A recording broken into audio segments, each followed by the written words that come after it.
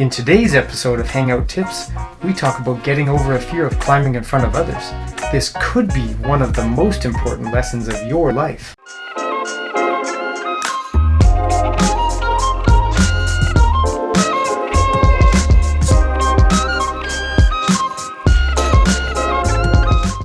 Hello, my name is David Murray. I'm a climber, a coach, and now an owner of the Hangout Climbing Center in Duncan, BC, in Canada. Right now, it's just at the end of 2021. We're into a new year. People have goals and dreams, and one thing I know will hold you back is a fear of failure. Now, for me, I spent the first many years of my climbing career thinking I didn't have a fear of failure.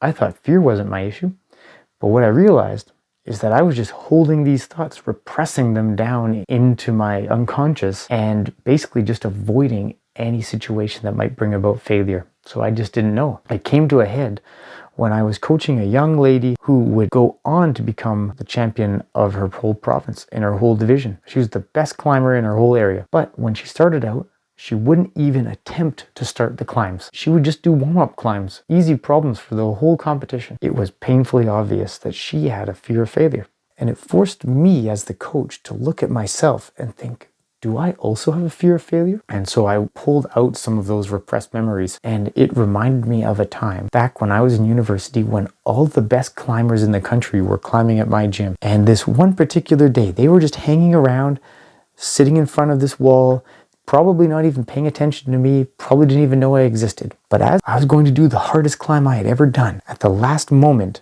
something inside of me said, David, if they see you fail, they're going to laugh at you. They won't want to be your friend anymore or say hi to you. And so at the last second, I switched over and I did an easier climb instead. I was disgusted at the feeling. I was disgusted at myself, but I didn't know how to change it. And so for years and years, I didn't. I just avoided the issue altogether, ran away to other parts of the gym whenever anyone was watching me. Now, because of this young girl who I needed to help, I forced myself to look at myself hard and reframe how I dealt with failure. I noticed the best athletes, the best climbers in the world, they said that they also have fears, but they don't look at their fears as things to avoid. They look at them as signposts that lead to greatness.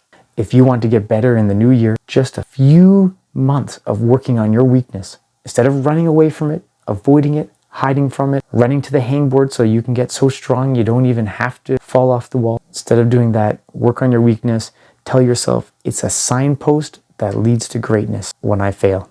Hopefully it works for you. It sure worked for that young girl who went on to become provincial champion. She beat the defending national champion who was undefeated in 3 years because she worked on her mind harder than she worked on her fingers. They are already strong enough. Yours are too. Let's get to it. I'll see you at the top. Happy New Year.